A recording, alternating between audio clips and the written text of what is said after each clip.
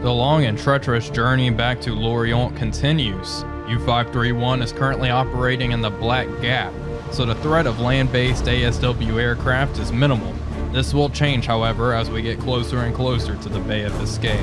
After almost 4 months at sea, the crew is extremely eager to return home, and I must admit, so am I.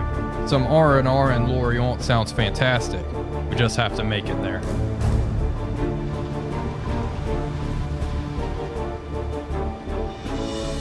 Hello everybody, Wolfpack here, and welcome back to another exciting episode of our Silent Hunter 3 series. This is actually part 8 of our 6th patrol, so we have been at sea for an extraordinary amount of time this patrol. We can actually bring up the UI, and this man is just staring at me. There we go, he's decided to do his job now. We go to our log here. We departed on July 11th, 1943. And it's currently October 12th, 1943, so we have been at sea for a very, very long time. So our main objective for this particular part of the patrol is really just to make it home to Lorient and survive, which is easier said than done, I must say. I was looking for the best route to really get to Lorient, and really there's no good way. Unfortunately, the Allies have air superiority in this, really the whole North Atlantic region. And we have this port here, and I do suspect there is an Allied air base here. So we may encounter land-based aircraft now that I'm looking at it and thinking about it. I was thinking of cutting north and then heading east into Lorient, but I mean, air cover just up here is nuts. So, I mean, it's really just a lose-lose situation. We're just gonna have to play it pretty carefully. Although I do feel pretty safe. Once we hit grid CF, I might get a little more worried as we close in on Gibraltar. I do think there will be much more aircraft in that area of operations, so we'll probably be submerging a lot on this final leg of our journey. The torpedo situation is rather poor as well. After our last attack on the convoy, that was admittedly not very successful. We have 2 T1 fat torpedoes in the bow and 1 G7E torpedo in the stern. We do have 2 external reserves, but I think our opportunity to load these has come and gone. A, the weather is pretty poor, and B, we're getting closer to Allied air cover where it's just going to be impossible to do so. The crew's pretty whipped. I have a few of them. But I'm looking at it, it looks like no one is actually tired. That's not in the barracks. So, wow, what a change of events there. Normally the game, everyone gets tired right as I click on this, it seems like. But that's really all I have to say. Nothing too exciting. We're just gonna keep on piddling around and head home to Lorient to ramp up this patrol. Overall, it has been a fairly successful patrol. We have sunk 10 enemy vessels. Let's actually go ahead and shoot off a status report to BDU. Alright, so we have 5 torpedoes left, so we've sunk 63,718 tons of enemy shipping. So that's not bad. And given the fact that we have been getting depth charged repeatedly after every attack, and it's been getting kind of close, I'm starting to get more and more worried every time I attack a convoy that the end is near, so it's definitely getting harder. Anyway, that's all I really have to say for the time being. I will keep you folks updated as we continue our journey to Lorient. I got a few interesting radio messages to share. First off, BDU replied to us, said start return, home base as directed, so they're telling us to head back home now. And we got another radio message. The Italian government announced today that Italy is now in a state of war with Germany. Italian forces are regarded as hostile, commencing immediately. We're not really in the Mediterranean, so I'm not going to see very many Italian vessels, I don't think. But I just figured I would share that world update with you guys. We have detected radar signals and they're rapidly closing on us. Let's go ahead and crash dive. It's 4 o'clock in the morning. Here's our current position, and we're right on cue, right where I thought we may encounter enemies. We have near Gibraltar. Oh, there's 2.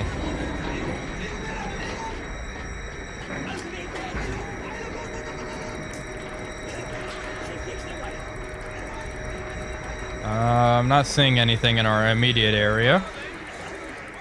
And just keep scanning until the boat is fully submerged.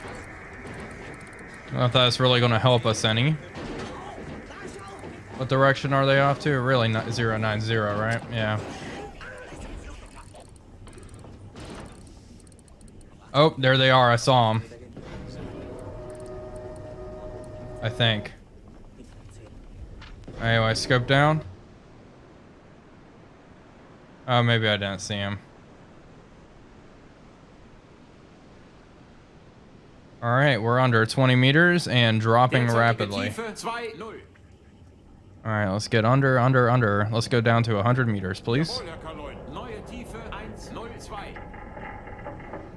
They're still pretty far away. I guess I just saw a smudge. Yeah, 15 kilometers. We're well out of range. It's all blurry, so I'm going flank. Alright, let's slow down. I'll head slow. And we'll lay in wait. Hopefully no warships are vectored towards this location. Alright, we're down at 100 meters. We'll just lay in wait for an hour or so, since they're obviously going to be searching this area for us. But no depth charges or anything. It looks like we evaded them A-okay. And we'll continue onward. I have a feeling that it's going to be a very common occurrence as we get closer to home.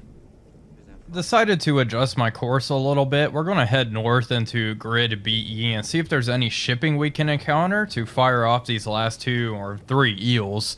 Mostly because so far our journey to Lorient has been relatively stress-free. Only 1 aircraft, or I guess technically 2, were encountered down here, but nothing else. We've sailed into another pretty big storm as well, so that's probably limiting air operations. But we've been pretty lucky thus far, so I do want to see if there's another merchant ship we can sink. Because I'd hate really just to return home and end the episode like that. It might be a short episode if that's the case, but that'll be okay. Anyway, I just wanted to give you guys a little update. We are officially below 25% fuel. The journey to Lorient is 2,000 kilometers, a little over that.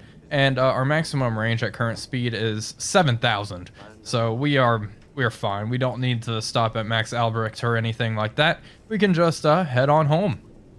Okay, we're currently in grid BE68, and we have a sonar contact. Merchant ship moving slow, bearing 296 degrees. And we are turning to head towards that fellow. Seems like thus far it's just a lone merchant ship, so... And we've already lost contact on it.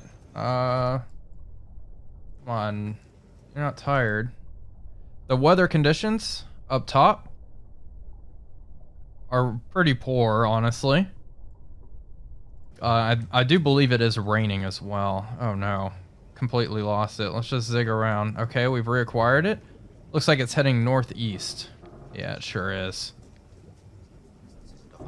Let's adjust course accordingly. It's at 090.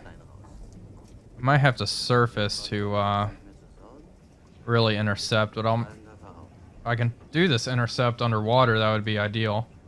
Alright, running oxygen, that's fine. All ahead flank. Yeah, 7 knots.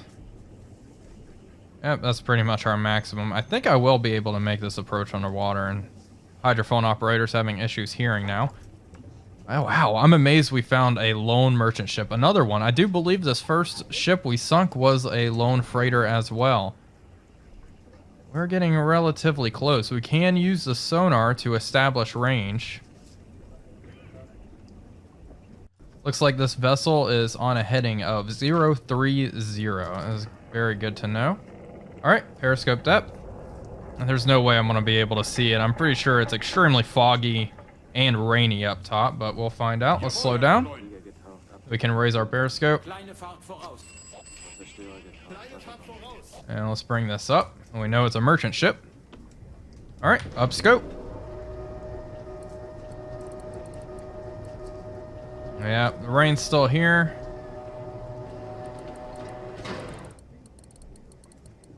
No visual. Yeah, nada. Alright, scope down. All ahead flank. Let's really try to get in there. Hopefully we can continue to do this submerged. I might have to surface and go around.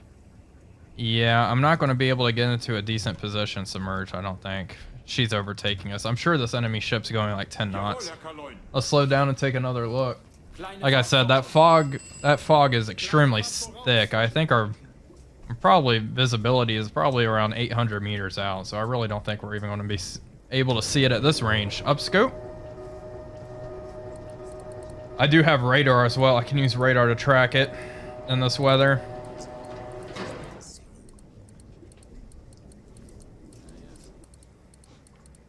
Yeah, absolutely nothing. Wow, okay. Alright, scope down. Let's adjust our heading. Let's set 030. All ahead standard. Drained quite a lot of battery during that little spurt there. Alright, let's change course. Alright, and surface the boat. We'll go ahead and surface the boat, and we will raise our radar. Yeah. There we go. Radar's going. Should be able to acquire it. Yeah, we're picking it up on radar now. I could try to get speed through radar. That's possible. Let's continue to track it. Charging battery as well. We're going 10 knots and we're overtaking it fairly easily. So she's probably going maybe 7 or 8. All right, this should be fine. Let's go ahead and cut into her current course. And we should submerge the boat now. Periscope depth. Yeah, there's nothing.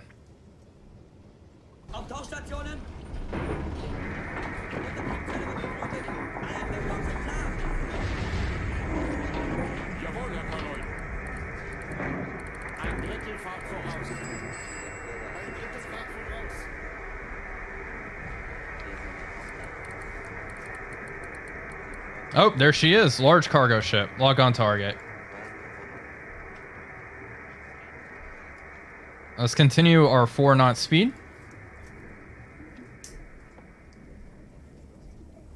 Mark. Let's change course slightly. She isn't zigzagging, so that's a pretty good sign. Alright, let's get a good 90-degree angle. Our track there. Perfect. Let's get a weapon officer on station. Use the attack plot.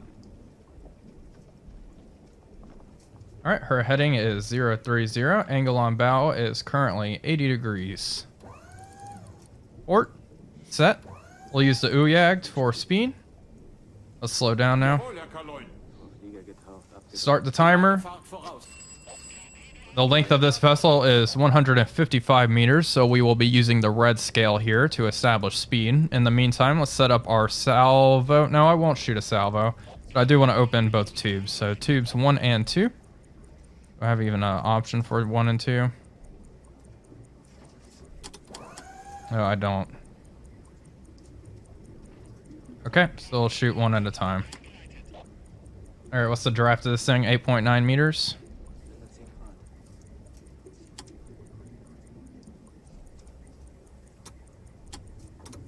Magnetic pistols on both.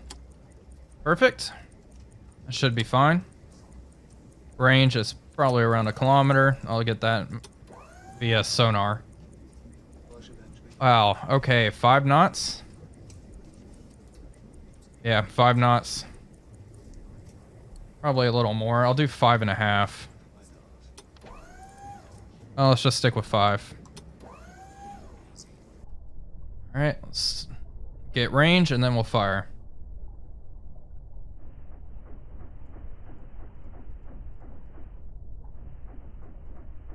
Oh, come on. Oof. Wow, that far? Try again.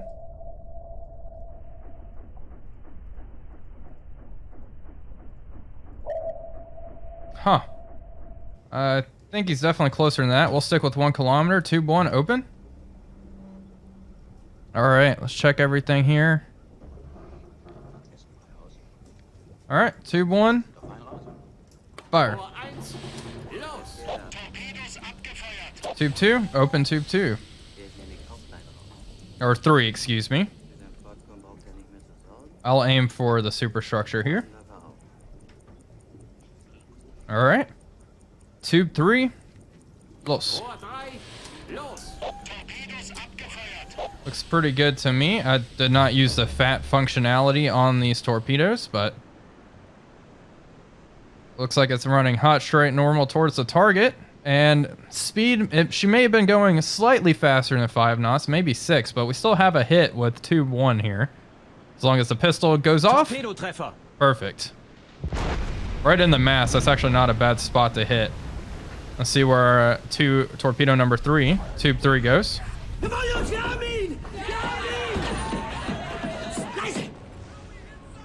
And maybe we'll break her back. Right on the funnel. Yeah, definitely going a bit faster.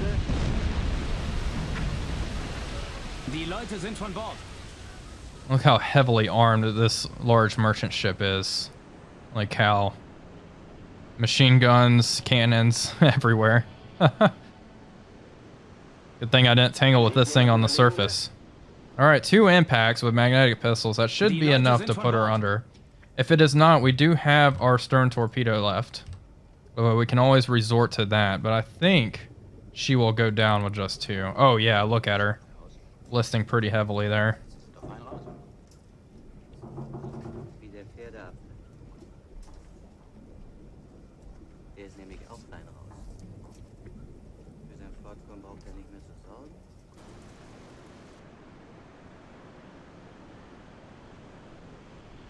Oh, maybe not. She did look pretty bad, but she's definitely slowing down and taking on water, I think, in the aft. It's only a matter of time. It'll just be a waiting game. Let's match our course. 030. Make our heading. 029. That is close enough for me. It does look like she's lagging in the water now. There she is. Oh yeah, definitely. Very heavy list astern.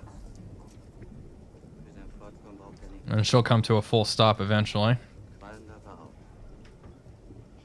Yep, full stop.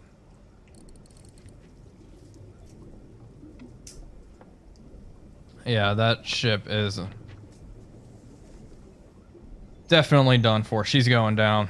Got the official confirmation there. Looks like she's going to bob on the surface for a little bit longer. But the crew is abandoning ship. I would not want to abandon ship in these seas. I can only imagine how awful that would be.